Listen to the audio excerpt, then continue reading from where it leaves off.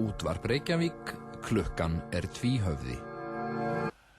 Já, Komið þið sæl og blessuð. Og til hamingju með þennan sunnudag já, þakkaði fyrir það. hér á Rás 2. Það er aldeilis huggulegt að koma hér í þetta, í þessa stofu, hljóðstofu Ríkisútvarpsins á þessum heilaga degi. Já, já. Og fá að eyða hér stund með hlustendum. Já.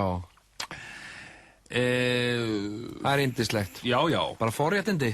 Já, er það ekki? Algjör forréttindi. Já. Að fá að sitja og En ég hef nú oft velt í fyrir mig hvort þetta séu forréttindi sem að skilið hafa Nei. ekki nú, borgað til Ríkisútvarpsins allan þennan tíma. og sopið marga fjöru. Já. Nei, við eigum þetta engan veginn skilið. Nei.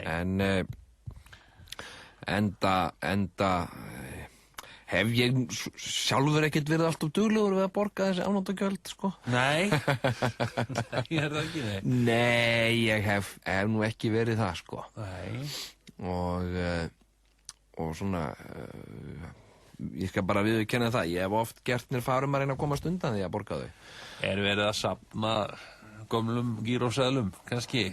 Já, við getum orðað það þannig að það hafi komið til mín skugganlegi kallmenn að kvöldlagi Já. og spurt mér hvort að ég sé mig, og ég hef verið að horfa á sjónvarpið, sko. Svo hafi verið hringt dyrabjöllunni og ég hef slökkt á sjónvarpinu og farið til dyra og þá hafi staðið skuggalegu kallmaður þar fyrir utan og spurt mér, þú með sjónvarpstæki? Og ég hef hort alveg með bláu augunum, ég er með rosalega bláu augu, svona heiðbláu augu, og ég hef hort alveg svona djúpt, hann kannski verið með dökka augu, sko. Já, svona grábrún eða eitthvað svo les, og ég hef hort beint í augun á honum og sagt nei. Já. Og verið að ljúga. Bláköld augu. Bláköld, heiðblá augu, sko. Tekið svona Baltasar Kormák á þetta. Já. Og oftar en ekki, þetta er náttúrulega orðið töluvert síðan. Þetta er ekki eitthvað sem ég var að gera í gær, sko. Ekki Baltasar Kormák, er þetta að meina þá að hann sé alltaf ljúgandi, eða? Nei, svona augnaráðið, sko. Hann á náttúrulega þetta svona, hann er svona hvolpsaugun, sko. Hvernig dettur þér í hug að ég myndi gera svoleiðis augnaráðið? Já, hann er svona ljúga mömmu augnaráðið. Já, hann hefur svona tilhneigu til að bræða mann. Já. Og svona spænsku augum. Já. Og þá hef ég sagt, nei, ég er ekki með sjónvarpstæki. Já. En verið með sjónvarpstæki. Og taka þeir þetta gott og gilt? Ekki alltaf, sko. Nei. Ég hefur komið svona maður heim til mín. Já. Komur reyndar par. Já. Ég held að vera saman. Ha? Já, ég held það. Mér fannst þau þessleg, sko. Já. Manstu ekki til Twin Peaks? Jú. Já, rannsóknarlögreglumaðurinn í Twin Peaks, hann gat alltaf séð þegar fólk var saman. Já. Spurði hann, hvað eru þið lengi búin að vera að slá ykkur upp? Hvað, hvernig vissuru? Og ég er svolítið þannig, sko, ég sé hvort fólk er saman. Já. Og þau voru svona einspar, það var svona sama rúflyktin af þeim einhver og hárið á þeim var dáið svona. Já. Og bæði með svona dáið hár, en samt með von í augum. Þetta er nú ástæðan fyrir því að ég treysti mér ekki til að stjórna nema klukkutíma þætti hér í viku, vegna þess að ég er með svo liðað og fallegt hár. Akkúrat. Og svo mikið áhuga á því. Svo mikið voljúm í háruna. Svo mikið voljúm og þess vegna, sko, eiginlega bara tími ég ekki. Ég vil ekki að það degi. Nei, akkúrat. Akkúrat. Reyna að halda. Það sleppur þegar ég hef svona klukkutíma hérna. En þú notar ekki járnaðar neitt. Nei. Ég nota ekki þetta í hárið, sko. Nei. Þú ert bara með náttúrulegar krullur. Þetta er bara náttúrulegar krullur. Já. Ekki annað, sko. En það kom einu svona par til mín. Þá var ég með sjónvarpi í gangi, sko. Já. Og þau voru svona, þú veist, þau voru kannski nýbúin að vera í ástarfaðmlögum, sko. Já. Í hjólageymslunni eða eitthvað svoleiðis. Já. Og áður en þau fóru að röltu blokkina og þá bjó ég, sko, í fjölbýlishúsi. Já. Og þau voru kannski búin að eiga yndislega friðarstund í hjólageymslunni. Já. Búin að breiða úr gamlum ábreiðum á gólfið og tuskum og þú veist að eiga svona viltan ástarleik innan reiðhjólin. Já, kannski. Og gæti verið myndasería í hérna Blikt og blátt. Brugðið og leik í hjólageymslunni. Já. En hérna... Nei, við skulum ekki kannski fara á þessum fantasíum. Nei. En hérna... Og síðan... Par, já. Og síðan komu þau upp til mín, bönkuðu á dyrnar hjá mér. Þá var ég með sjónvarp í gangi, sko. Ég fór til dyra, ég vissi ekki hver það væri, sko. Ég held að væri bara einhver í stigaganginum. Það var alltaf verið að koma á einhver kall sem bjó á hæðinni frá mig. Alltaf að koma hérna eitthvað hússjóðinn, eitthvað. Og ég sagði bara já. Ég sagði bara já við hann. Já, ok. Og svo muldraði hann eitthvað og svo lokaði alltaf hurðin svona meira. Kinkaði svona kolli og svo andrið lokaði alveg á hann. Hann kinkaði svona kolli á móti. Já, það var svona svona húsjóðurinn eða svona svona, já, já, ok, já, bara takk fyrir það. Og hérna, svo komst ég ekki að því fyrir löngu setna, ég skuldaði í húsjóðin. Hann náði aldrei að segja mér það, sko, einhvern veginn. Hann náði ekki að koma sér almennilega að því. En hérna, og svo komu þau og stóðu svona, horfðu svona ströng og ég setti upp bláu augun. Og þau voru bæði greinilega nýbúna njótast eða eitthvað svona, þannig að þetta virkaði ekkert á þau, sko. Það hafði ekki neinn örvandi eða neitt stimúlerandi áhrif á þau, sko. Og þau voru algjörlega bara köld fyrir bláu augunum mínum og spurðu, ertu að sjá þetta ekki? Og ég sagði nei. Og þá heyrði ég leið og ég sagði nei, og leið heyrðist í sjónvarpinu og ég sagði, þetta er útvarp eða svo fattaði ég, leið ég opna að segja þetta er útvarp, þetta gat ekki verið útvarp, þetta var sjónvarp, sko, gat ekki verið í útvarpinu og já, og þá skrifuðu þau svona einhverja sekt, litum að hafa svona einhvern gíróseðil og eitthvað svona. Já. Þannig að ég slapp hérna áður, sko. Já, þetta er greinilega fólk sem hefur bara ákveðið og séð þarna atvinnulýsingu í blaðinu og eigum við ekki bara að gera þetta saman, elskan? Að fara þarna og rukka. Og elskast í hjólageymslunni? Já. Nei, eitthvað svona, maður veit það náttúrulega ekkert, sko. Nei. Ég veit ekkert það, ég svona giskaði það. Gat mér þess til. En... Já, þannig að þú hefur bara safnað skuldum við Ríkisútvarpið og fleiri, og hússjóðin líka. Ég hef reynt, sko, ég er safnari, sko. Já. Ég safnað skuldum. Einmitt, það er svo sem ekki verið en hvað annað, þannig séð. En er það safna á annar borð. Já, safna skuldum, sko. Það verið mín söfnun. Já, einmitt. Ég safnaði einu sinni bíóprógramum þegar ég var barn. Já, það? Já, ég sko, gömul frænka mín. Bíóprógram? Já.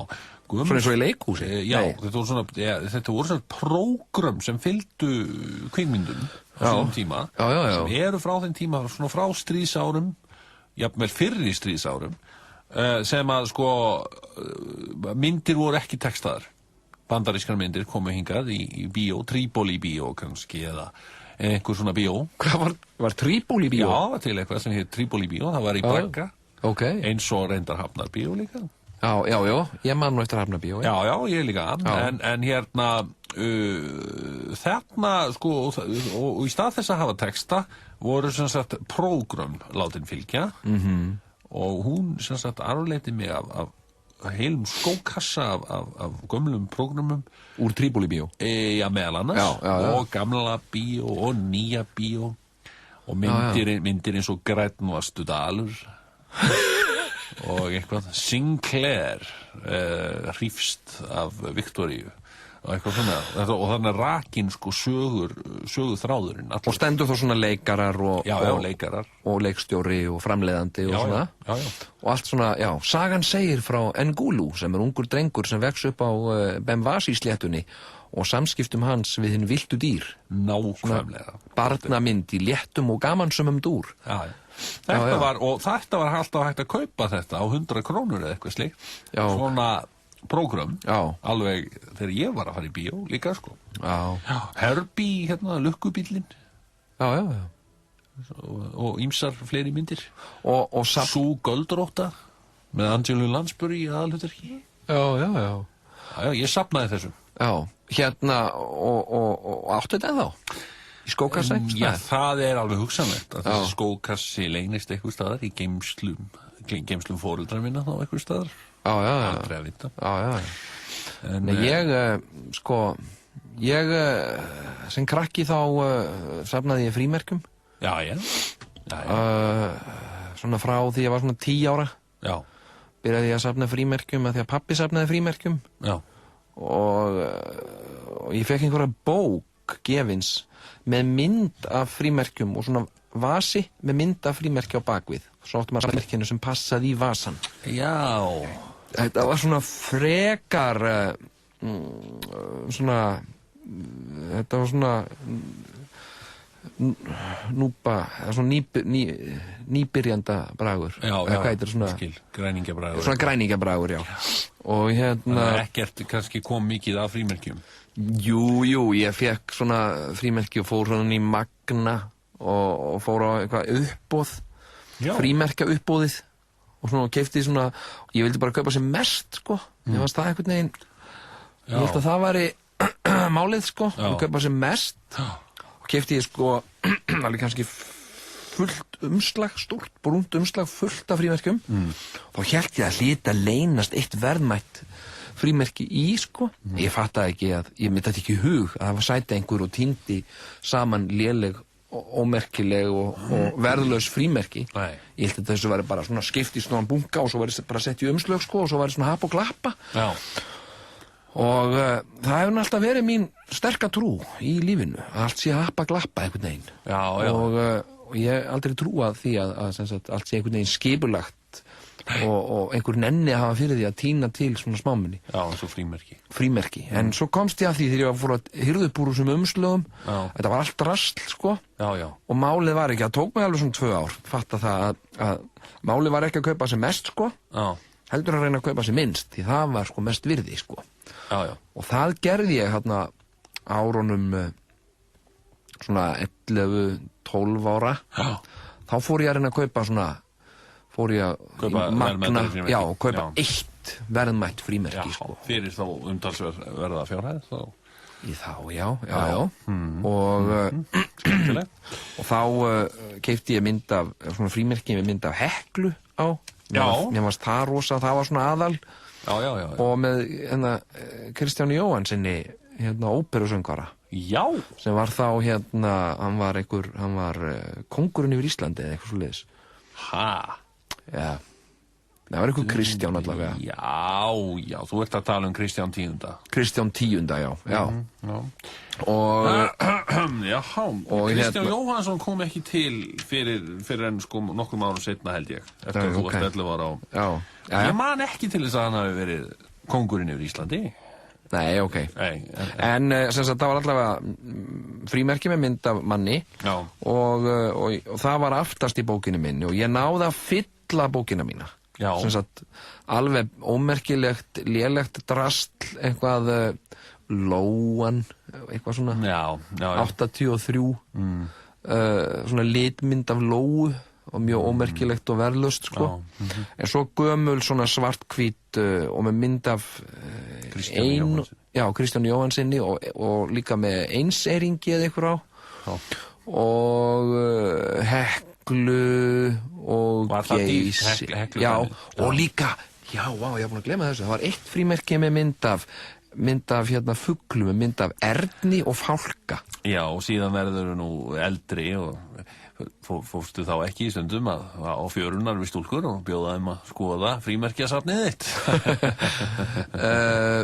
Jú, það kom ein stúlka sem að var með mér í Fossvogsskóla sem ég gekk að henni í frímínútum og strauk henni svona varlega sem sagt rassinn eða svona mjaðmyrnar og sagði maður ekki bjóða þeir heimvinnan að skoða frímerkjasafnið mitt og jú, sagði hún og að sjálfsögðu ljúfurinn, sagði hún og svona blikkaði mig og hún sem sagt safnaði líka þannig að við skiptum þarna á og ég held að hún hafi eins og margar konur seinna meir farið svolítið illa með mig hún sem sagt hafi hlunnfarið mig svolítið og ég hafi tapað þessum viðskiptum sko og svona nú viðskipt oft við konur það gaman á meðan á þeim stendur en svo svo eftir á þá naga maður sér handabökin, sko.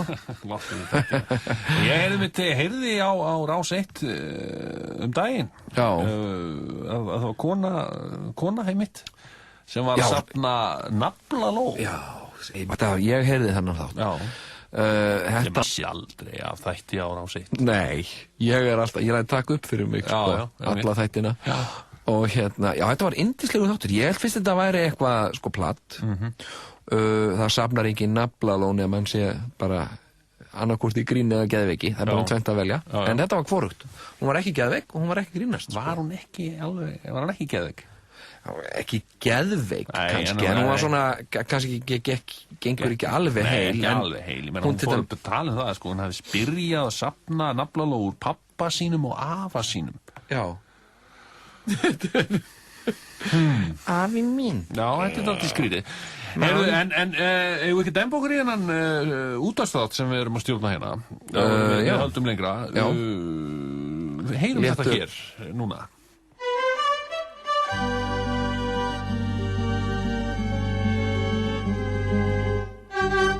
Dómsmálaráðuneytið í samvinnu við Víkingasveit lögreglunar og björgunarsveitir fagna því að geta hlýtt á tvíhöfða í Ríkisútvarpinu við skyldustörf. Já,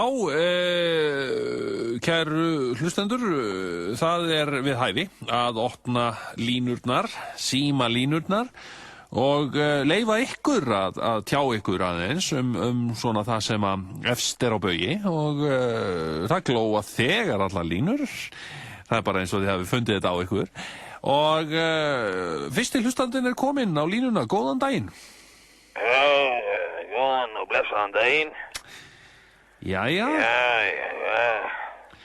Hvað segja menn núna? Vinur minn, hvað segir þið þá? Ég segi allt bara ljómandi þakka þér fyrir. Ekki. Jú.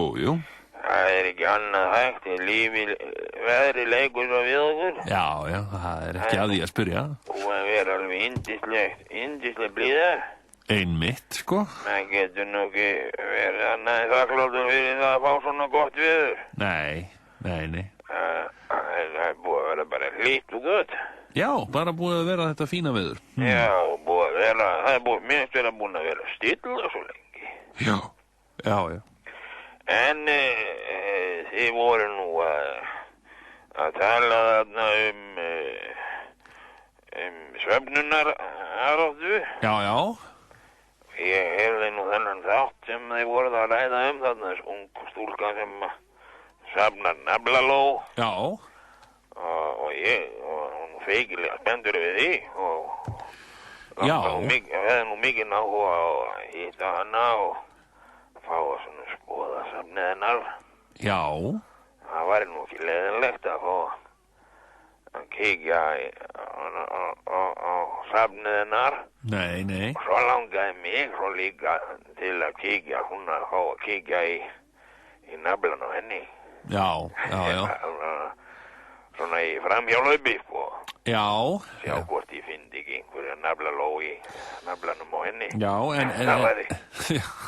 Já. Ég er svona það í hug, mér langaði að hringi hana.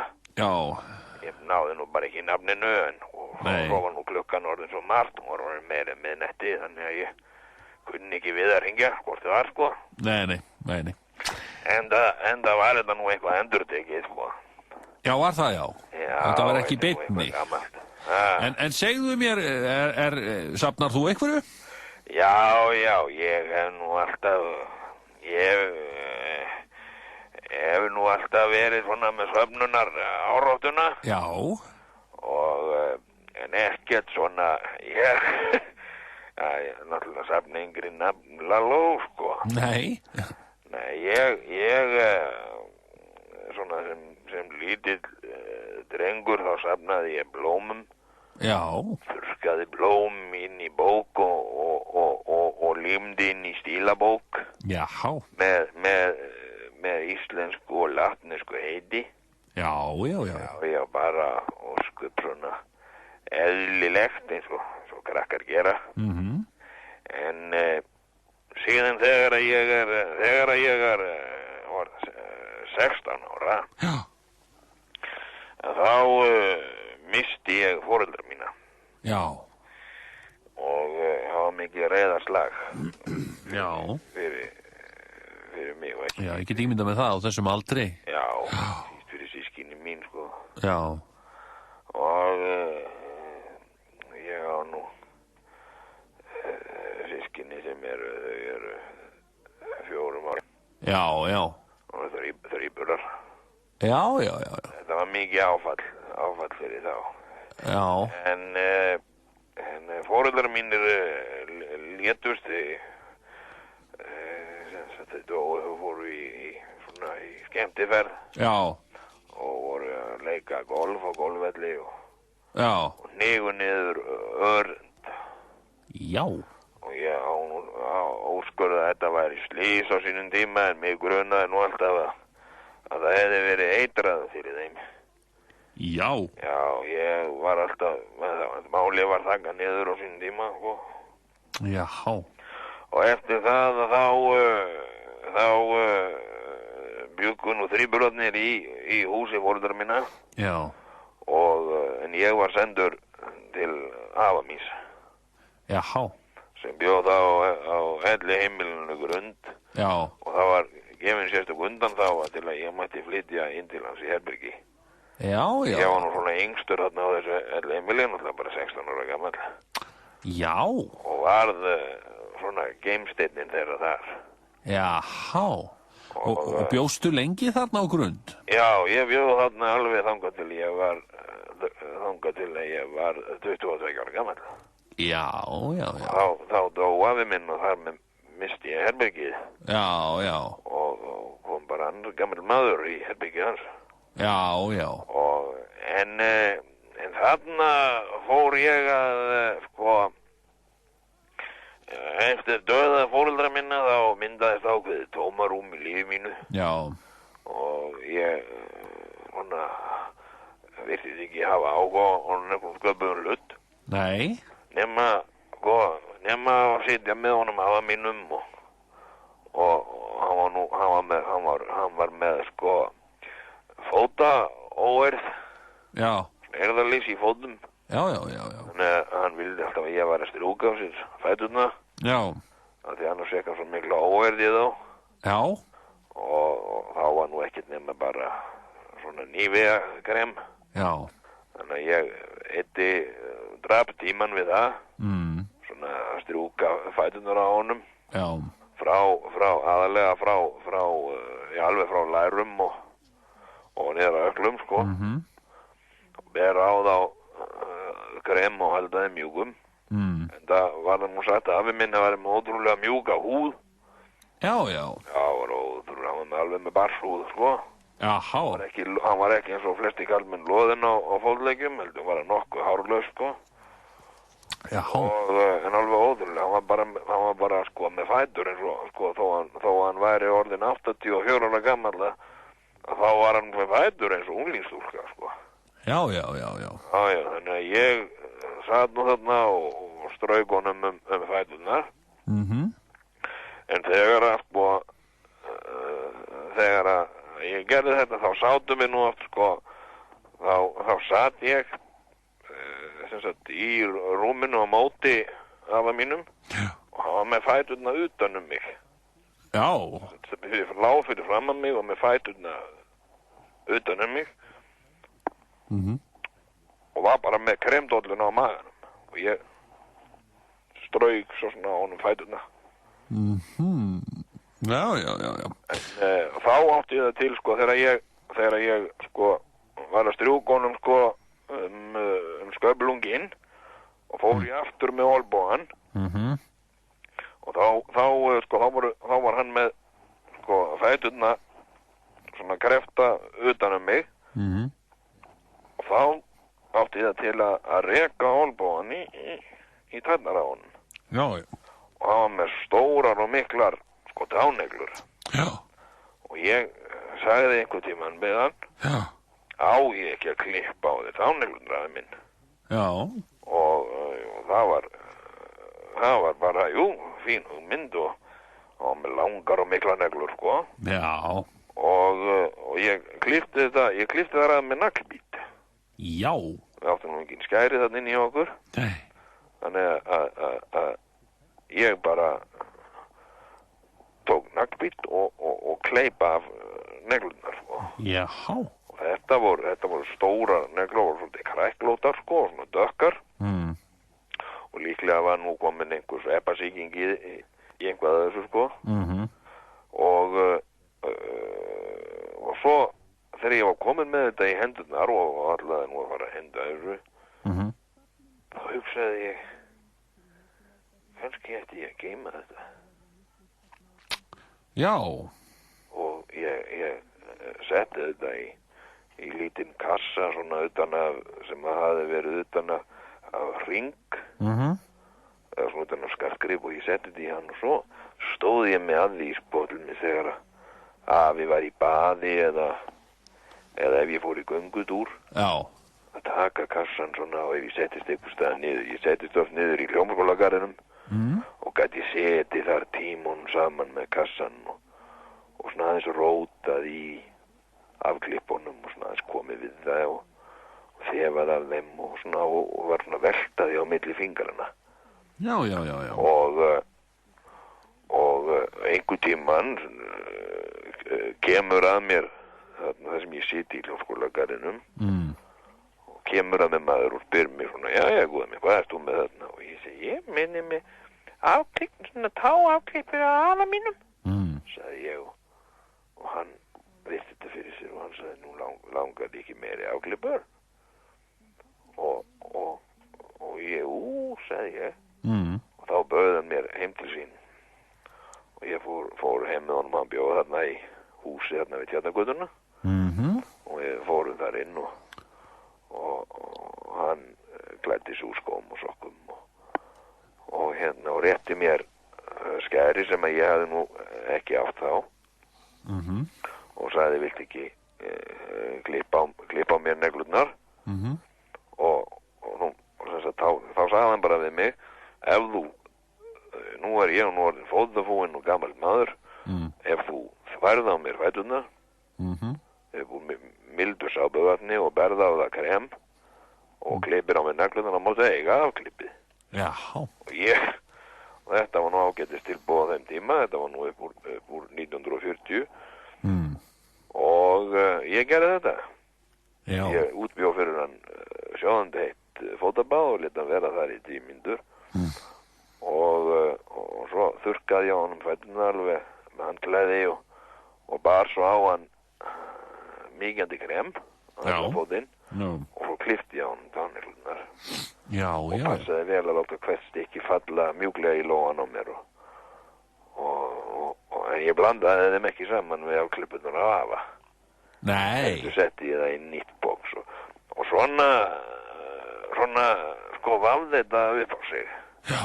Og menn fréttu af þessu og menn voru að fá mig til að klippa á sér tánneglurnar sko gegn því að ég fengi að eiga afklippið og svo var þetta mikið náttúrulega aðalega fjölskylda og vinir og náttúrulega sískinni mín þau svona heyrða þessu og ég fór svona nefna þetta við fólk ef ég hitti það hvort að það þyrfti ekki að losna við táneglur. Já. Og þetta er orðin svona búin að vera svona árátta hjá mér svona söfnunar og ég á núna fleiri skókassar sko nagla áklippum afklipptum nöglum sko. Og ég á eina heila nögl líka af stóru, já eina heila nögl af stóru þá og maður sem að fekk svona járnskáp og á tanna og það kom sko bólga og ígerði það og nöglin bara losnaði af og þessi maður kom bara til mín, ég vissi nú ekki aður, hann kom bara til mín með, hann hafði heyrt aður og kom til mín með nöglina og það bara bankað á dyrnar hjá mér og það stendur maður með þessa nögl í hendinni og hann sagði, hérna býr hér maður sem safnar tánöglum og ég gæti ekki neita því ég fekk að eiga hjá honum það er eina heila nöglin sem ég á og hún hún í ramma, svo. Já. Ég lét ramma hana inn og hengja hana upp. Já. Og setti meira sér smá svona títiprjón í gegnum hana og... Já. En þetta, ég og mig langar svo mikið til þess að reyna, sko, að gera úr þessu, sko, eitthvað safn. Já, þú átt ennþá þessar neglur. Já, ég á eftir afaðinn. Ég má ekki hugsa til þess að þetta, sko, ef að ég fell nú frá að þessu verði fargað, þetta lendi í höndum og einhverjum sem kann ekki að meta það, sko. Já. Þetta ekki, auðvitað þetta verðlaust þannig séð, sko. Já, hvað, er nú ekki orðið verð á öllu í dag? Jú, það var eflaust hægt að selja þetta fyrir góðan penning á internetinu, sko. Já. En ég hugsa að auðvitað hafi þetta kannski mest svona tilfinningalegt gildi fyrir mig. Því að ég binst þessum nöglum, sterkum tilfinningalegum böndum. Ég þekki hverja einustu nögl og sögun á bakvið hana. Já. Heyrðu, já, þetta nú aldeilis athyglisvert, verð ég að segja. Og hérna... Já, ég hvet fólk til að styðja mig og senda mér penninga fyrir því að reyna að opna safn og reyna að gera þetta vel. Já, endilega hreint, ég þakka þér alveg kærlega fyrir þetta innlegg í þáttinn. Þakka þér fyrir. Og gangið þér bara vel með safnið. Já, takk. Já, og þar með ljúkum við tímanum að sinni. Takk. Ríkisútvarpið tilkynnir, við höfum náð takmarki okkar. Við höfum náð tvíhöfða. Lengra verður ekki komist. Jú, það verður nú komist aðeins lengra. Nú, já. Já. Það verður komist hingað í tvíhöfða. Já. Sko, hérna, það hefur mikið mætt á fjölmiðlum á undanfarinni viku, þeirri viku sem nú er liðin. Það er samkeppnin það að draga fram í dagsljósið gamlar og ljótar sögur af alls konar hælum sem hafa verið voru rekin hér fyrir áratugum síðan. Já, og þekktast er náttúrulega Breiðavík. Já, Breiðavík og svo er þarna Bjarg heitir eitt. Já, ég hef algjörlega mist af þeirru. Nei, já, og svo drógu menn fram unglingaheimilið í Kópavogi, núna bara daginn. Já, það var í Ísland í dag. Það var hræðilegt á að hlýða og það er kannski það bara það sem hann tvíhöfði nú einn af þessum fjölmiðlum. Fimmta valdið, eins og menn kalla okkur oft. Ég var nú aldrei á unglingaheimili. Nei. Unglingaheimilinu. Nei, en þú varst á Kópavogshæli. Já, Kópavogshæli. Það var ég líka og það er kannski réttast að við drögum fram í dagsljósið eitthvað skúp úr fyrndinni eins og fjölmiðlum núna. Það myndi nú koma fólki held ég svolítið mikið óvart, sko, hvernig allt var á Kópavogshæli. Má skjöldu. Þegar við vorum þar, sko. Já, fyrir þetta röskum 20 árum síðan. Já, þegar þú hérst Kristján. Já, þá hét ég Kristján og breytti nafninu mínu í Sigurjón Kjartansson, sem er listamennsnafn. sem að fólk veit það kannski ekki. Ég hét áður Kristján. Eða Kitty. Nei, það var nú eiginlega þú sem hélst að ég héti Kristján. Já, ég hringdi á deildina til þín til að leita Kristjáni. Já. Og hún sagði konan sem svaraði sagði inningin Kristján á deildinni og ég vissi alveg að þú varst að vinna þar, þannig að ég sagði jú, það vinnur Kristján þarna. Já. Og ég mani mitt þegar hún sagði mér þetta, þá sagði hann, já, það var einhver maður að hringja í þig hérna, sagði einhver Kristján, spila alltaf Kristján. Já, ég lagði saman 2 og 2 og sá það að það gat engin annar en þú, ruglað svona. Já, ok. Þannig að það kom, ég hringdi loksins í þig. Já. Heyrðu, en hérna, það var nú ekki það var nú ekki það versta sem gerist á Kópavogshæli. Nei, þú varst að vinna á deild 10, var ekki? Gott ekki þar. Já, ég var að vinna á deild 3. Já. En við skulum nú breyta öllum nöfnum. Já, við skulum kalla bara þína deild A og mína deild B Já, eða eitthvað svoleiðis. akkurat Já, akkurat. Þessar tölur voru líka í algjöru gríni, en það er náttúrulega grínþáttur. Já. En já, þarna sem sagt á deild B sem þú varst að vinna, það voru ýmsir skröðlegir skjólstæðingar. Deild B, hún var að þar voru mjög fatlaðir einstaklingar. Þegar ég byrjaði að vinna þarna 1986 held ég. Já. Þá voru þetta mjög fatlaðir einstaklingar. Deildin var sem sagt læst. Það var ekkert að komast út á henni nema með lykli. Og það voru engir opnanlegi gluggar á henni. Heldur var svona hlífðar, svona öryggisplast fyrir öllum gluggum. Og síðan voru sko vistmenn eða heimilisfólk var sem sagt í gjarnan, það var það þroskaheft þetta fólk að það fór ekki á klósetti sjálft sko, heldur gerði í buxurnar. Já. Þannig að það var með stórar bleiur. Má segja þroskaheftur í dag, Jón? Er það ekki... Er það? Er það ekki einhver pólitísk ránkugsun þar? Við erum náttúrulega að fara aftur í tíman. Já, einmitt. Þetta var þroskaheft. Það var það þroskaheft þetta fólk að það gæti ekki sjálft farið á klósetti og þess vegna voru settar á það stórar grænar bleiur. Síðan var það settar í svona teyjunarbuxur. Og svo í svona galla utan yfir sem var rendur að aftan. Þannig að þó það hefði getað kunnað allt í nú, klósett, best að fara á það. Það gæti það ekki. Það gæti ekki rent sjálft gallanum. Og síðan voru ermarnar og saumað fyrir þær. Þetta var alveg merkilegt. Það háru ekki með hendurnar. Já, en það var kom nú ekki til að góðu að það var saumað fyrir, þau voru í þessum göllum. Já, allavega á minni deild A, þá var sem sagt 1 eða 2 í svona göllum. En það var vegna þess að þeir voru alltaf að fylla við sig. Já. Það þótti nú ekki gott. Já, en sko, nei, það var slæmt. Þeir voru þetta voru nú allt, hérna á minni deild voru nú aðalega gamlar konur. Já, það var gamlar konur, já. Aðalega gamlar konur. Þetta var alveg, ég get alveg sagt þér það, við skulum kallan Einar.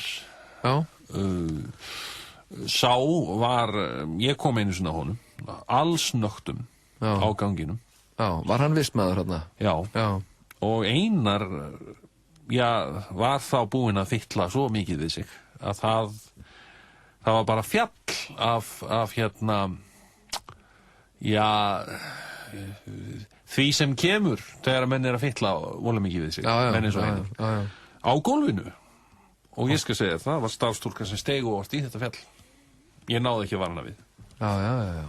Þetta er eina af þessum skúpsögum sem ég hef að segja frá Kópavogshæli. Þannig að hún steig von í það. En sko, það voru allir hérna í göllum og með bleiu.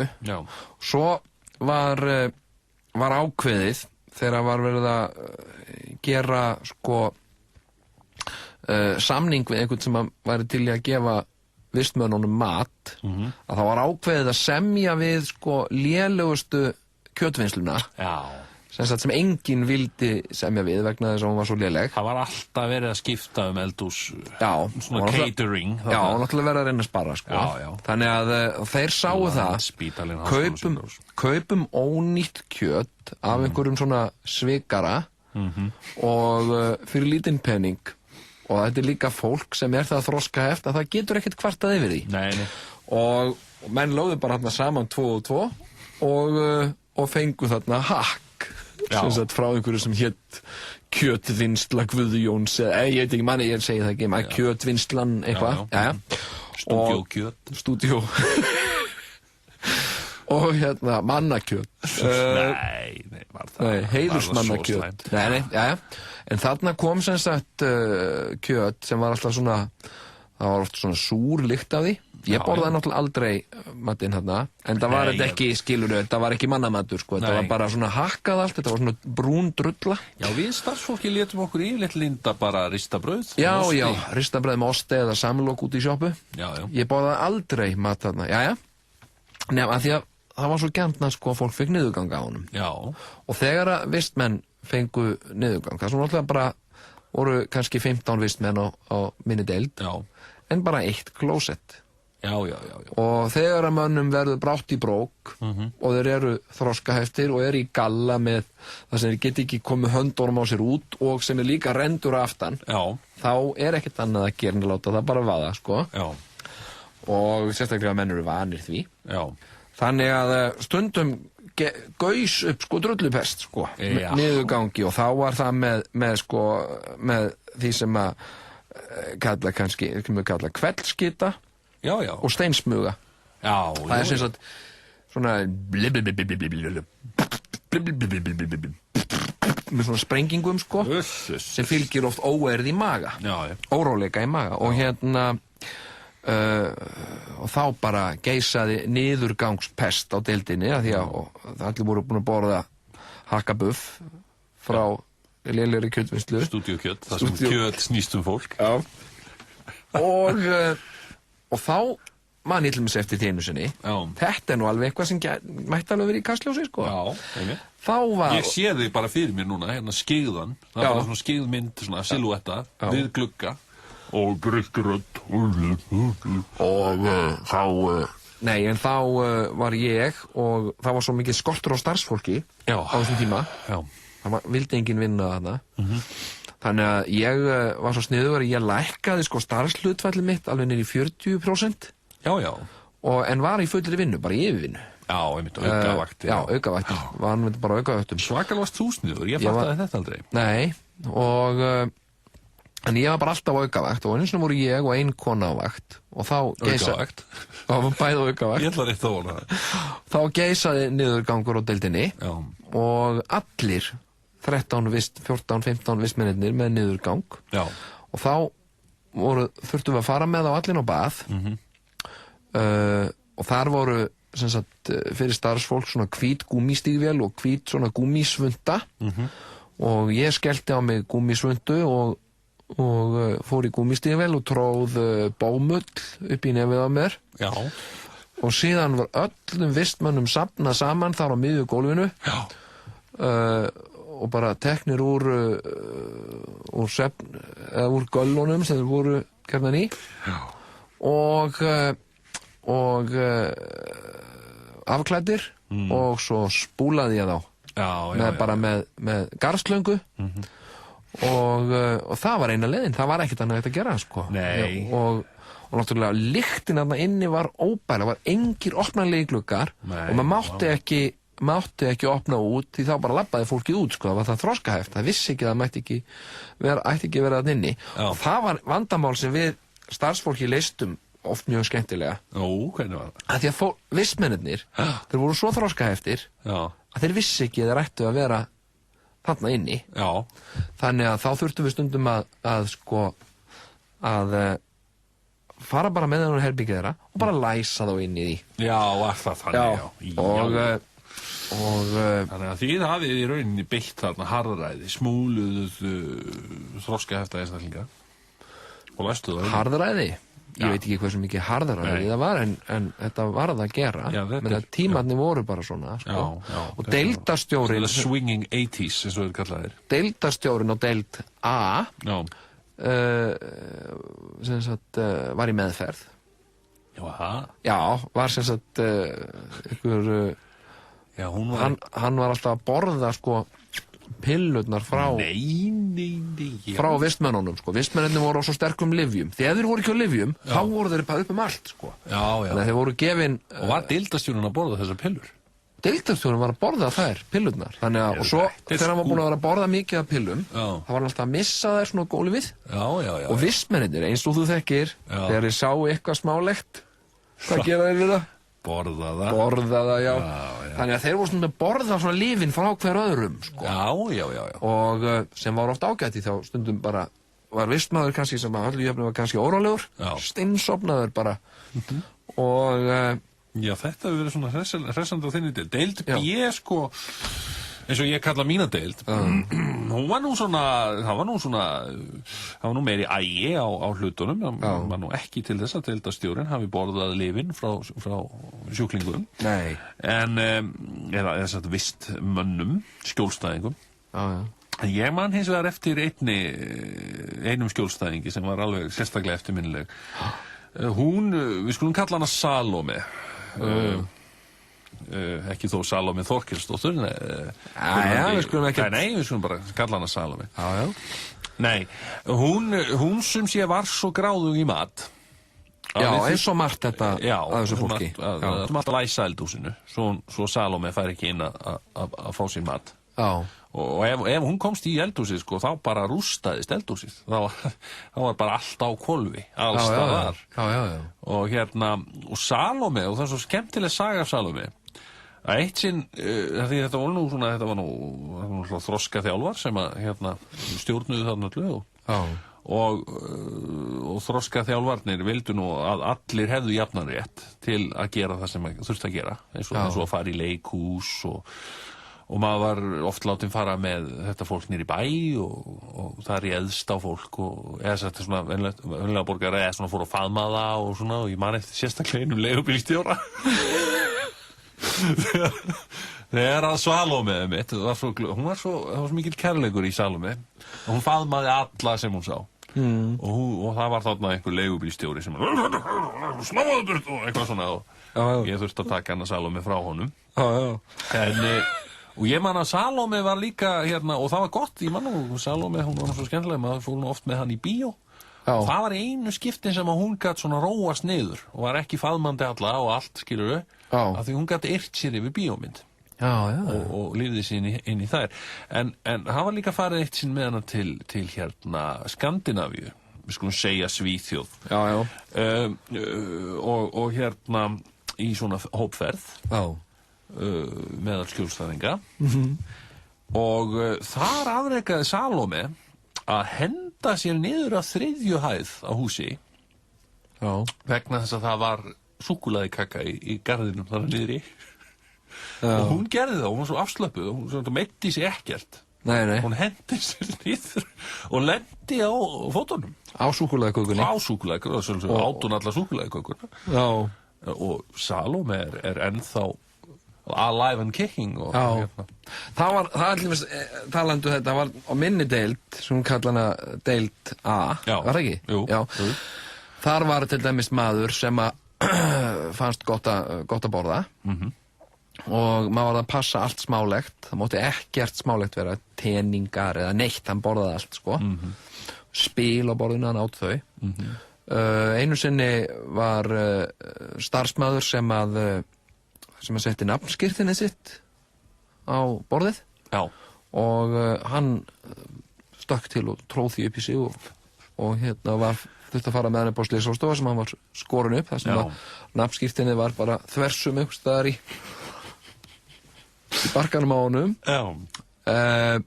en hann gerði eitt sem var stórmerkilegt, það kom eldgleipir það kom eldgleipir, það var einhver starfsmaður sem var að æfa sig að vera eldgleipir og vildi nota vinnutímann sinn til þess að æfa sig með því að halda sýningu þarna og þessi maður, slum kalla hann hvað kallaði hann? Grím varstu búin að slum kalla hann Grím einu sinni, fyrsta daginn sem ég byrjaði að vinna á Kópavogshæli þá var ég sendur með hann á jólaskemmtun og ég vissi ekki á þessari matar áráttans þannig að ég fór út með hann á jólaballinu og hann var eitthvað svona vafra og ég var svona, ef ekki að koma aftur inn á deild hann var það þroska eftir, hann vissi ekkert að ég væri þarna almennilega sko og hann borðaði alla sígarettustubbana upp úr svona stóru öskubakka sem var svona fyrir utan húsið og ég var alltaf að segja viltu nú ekki gera það, viltu nú ekki hætta þessu og eitthvað svona, en hann var bara það þroska eftir, hann skildi það ekki og hann borðaði alla sígarettustubbana en einu sinni var þessi eldgleipir hérna að æfa sig og allir vistmenn voru farið með þá út spenntir en það var reyndar sko girðing, það var svona mannst þetta henni, það var svona garður sem var afgirtur með stórri girðingu, það búið að rífa núna er það svo, og það gæti maður farið með fólk sem var ofþroskaður til þess að vera eitt svona þvælast, bara læsta inn í þar svona fangelsisgarður svona fangelsisgarður, svona afgirtur en En svo kom þetta eldgleipir og hann var með svona flösku af steinolíu sem hann saup á og blés svona og Grímur komst í flöskuna og drakk hana alla, sko. Þetta að meina þetta. Já. Og hvað gerðist fyrir Grím? Hann fekk niðurgang. En það var ekkert nýtt, sko. Það var nú oft með slæman. Það var svona, hann fekk svolítið kveldskitu. En ég fór nú ofta að hugsa, sko, eftir að hafa unnið á Kópavogshæli. Já. Manstu þegar bara rétt á hann og við vorum að vinna þarna, þá uppgötaðist, sko, stúlka sem var vistmaður sem var ekki þroskaheft. Manstu til því? Er það? Já. Heyrðu, já, maður sem skrifaði bókum. Já, það var skrifað alveg bara heil bókum sem hét Á leið til annarra manna. Já, einmitt. Já, hún reyndist vera svona bara svona svakalega fötluð. Hún var bara fötluð, sko. Og var bara ekki þroskaheft og þetta einmitt, þá fór maður einmitt að hugsa, sko. Hvað ef að, já, til dæmis Salome færi nú bara allt í einu að tala og bara myndi útskrifast. Ég beið alltaf eftir, ég bjóst alltaf við því að þetta kemi bara allt í einu á einhverju forsíðu, einhverju blaði eða eitthvað, sko. Það sem var í gangi þarna, sko. Já.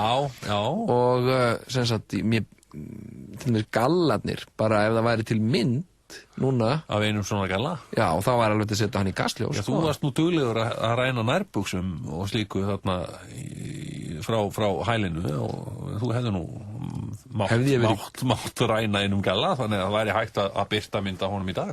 Já, ég gerði það alltaf fyrir jólin. Já. Það var alltaf á jólunum. Alltaf gaman að fá jólapakka frá þér. Sko, þetta fólk hann á deildinni, það fekk aldrei heimsókn, það kom aldrei neitt ættingi að heimsækja, ekki á minni deild, sko. Og ekki á jólunum heldur, sko. Kom aldrei neitt. Þau voru bara ein greið og eittu jólunum með mér. Já. Af því að ég var duglegur að vinna aukavættir. En alltaf fyrir jólin, þá fenguðu hreinar nærbuxur og nærból frá þvottahúsi Ríkisspítalana. Já. Og áttu svona bláar nærbuxur og bláar nærból fyrir, sko. Já. Þá voru þetta svo mikið klórblettir, af því að náttúrulega fólk var með niðurgang. Já. Þess vegna var þetta þvegið upp úr klór og þá komu svona hvítar skellur í nærfötin, já, sem var svona iðulega venjulegt. Og en á jólunum, þá var þeim hent, gömlu klórblettóttu fötunum, þó þau væru hrein, sko. Þá fekk ég að eiga þau. Og þá gaf ég oft vinum. Fékkst þú ekki frá mér? Jú, ég fekk nokkrar nærbuxur frá þér og ég þakka alveg kærlega fyrir þær. Já, og þú átt þær örugglega. Já, alveg örugglega, sko. Gengi í þeim, örugglega. Já. En hérna, já, þetta var vissulega, maður velti því einmitt fyrir sér hvort að nú fara að koma fram fyrir skjöldu gamlir vistmenn á Kópavogshæli og segja kannski sögu sína í kastljósi. Eftir kannski annað kvöld eða ég veit ekki, er eitthvað. En hef ég sagt þér frá því þegar ég fór í ferðina, þegar ég fór á Sprengisand, þegar nýi þroskaþjálfinn byrjaði? Nei, það var ekki sagt mér þáttur fer nú að vera búinn og við náum því, en ok, kom. Við fórum, það byrjaði nýr þroskaþjálfi á deildinni, sem var upphullur af nýstórlegum hugmyndum. Já. Að þroskahæft fólk ætti að vera bara meira innan venjulegt fólk. Já. Sem var ekki stefnan á Kópavogshæli, sko. Það var meira að þroskahæft fólk ætti að vera læst inni hjá sér. Já, það var svona ekki stefnan allavega á gamla Kópavogshæli. Nei, og helst með bleiu upp í rúmi. Og ég man meira að segja hvað bleiurnar hétu. Þær hétu Ankylei, sem latneska orðið yfir þjónustustúlka. Jáhá. Man eftir að hétu það. Já. Alltaf að koma kassi af Ankylei bleium. Jæja. Og hún kom með þá hugmynd að við færum með nokkra vistmenn af deildinni á hamborgarastæðin Sprengisand. Já. Þetta er hjá Fáksheimilinu, það sem núna Kentu ekki frætið ekki eða eitthvað. Já, örugglega. Og við fórum þangað á 2 bílum. Já. Nei, á rútu. Fórum með svona einhverju lítilli rútu með 7 eða 8 vistmenn. Já. Og bara í borgarlegum klæðnaði og takað úr göllum og svona borgarlegum klæðnaði. Og ég gerði það nú reynda líka á tímabili, manstu á Kópavogshæli, og þá var hægt að fá föt fyrir vistmenn. Manstu þetta því? Það var svona fatasala, það var svona tískuvöruverslanir og gamlar kettlingar gáfu fötin sín og svo tískuverslun gáðu svona föt sem hafa ekki nokkur einasta leið að losna við. Svona appelsínugular treyjur og fjólubláir skór og eitthvað svona dót. Þetta þessu gekk fólkið í. Ég fór oft þarna og fekk föt á mig. Já, maður, einmitt, já. En klæddi þið mjög einkennilega á þessum tíma. Já, en við fórum þarna með á Sprengisand, með vistmenn. Já. Og það var eins og við manninn mælt, þegar við komum inn, að þá trilltust þeir sá alla hambúrgarana, sko. Já. Hlupu bara hérna stað og fóru að taka hambúrgara af borðinu hjá fólki. Já. Og fólk fóru að öskra og það var eitthvað fótur og fitt og starfsfólki hringdi á lögregluna. Já. Og lögreglan kom. Já. Á stórum bíl og öllum var sópað inn í bíl og ég var að segja bara einu útskýra þetta bara sem sagt fólk frá Kópavogsseli komum bara inn á lögreglustöðu og útskýra þar og eitthvað svona svo eru komin á lögreglustöðu ég fekk ekki að fara með löggubílnum ég var að keyra á eftir í rútunni sko þannig að þegar við komum niður á lögreglustöðunum á Hverfisgötu þá voru þeir búin að opna sem sagt bílinn og allt fólki var búið að hlaupa út úr bílnum og var hlaupandi út allt planið og löggan vissi ekki hvað hann átti að gera vegna þess að mörgum finnst svo óþægilegt að koma við þroskaeft fólk þið veit ekki alveg sko hvernig þeir eiga að koma við það og hérna voru þeir að reyna að taka skýrslur af þessu fólki? Já og svo smöluðum við öllum inn á gang inn á lögustöðun og þar týndist fólkið eftir þess að það bara hljóp það sá kaffibolla og það sá sykurmóla og það sá kusk á gólfinu eða eitthvað og bara trilltist af gleði afskaplega girnilegt og svo fór ég með einum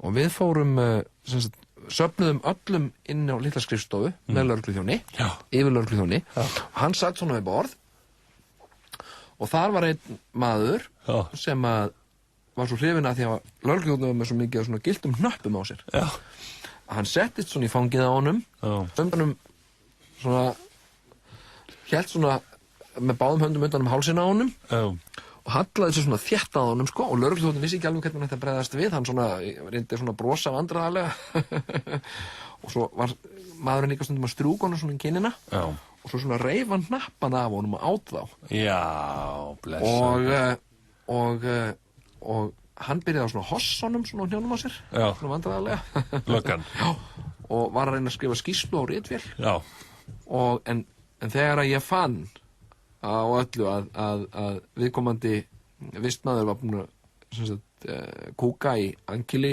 bleiuna sína að þá spurði ég lögregluþjóninn ef ekki bara segja þetta gott og ekki bara reyna þarf nokkuð að gera skýrslu nei, það held ég ekki sagði lögregluþjónninn og fannst þetta svo óþægilegt að vera með einhvern í fanginu sem var búin að kúka á sig það stefst okkur það er alveg kærlega fyrir þessa sögu Jón að endingu ég held við verðum bara því miður að hætta þetta var ljómandi við komumst ekki lengra í sinni nei, en skúbbið er þarna fyrir hendi Kópavogssæli er það næsta target? Ég spyr verið sælir, kæru hlustendur og við heyrumst þáttur er búinn, já við heyrumst og bara komið sunnudagur? Já, næsta sunnudag Hver ert þú? Tvíhöfði Hvað ertu með í hárinu?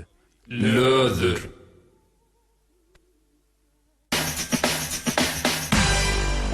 Í Garðheimum getur gengið að blóma úrvalinu Vísu Gríptu gjöfina í Garðheimum. Helgarævintýri á Akureyri. Settu saman þína eigin draumahelgi á Akureyri. Allt sem hugurinn girnist, menning, matur, útivist, fjölbreytt mannlíf eða bara afslöppun í fallegasta bæ landsins.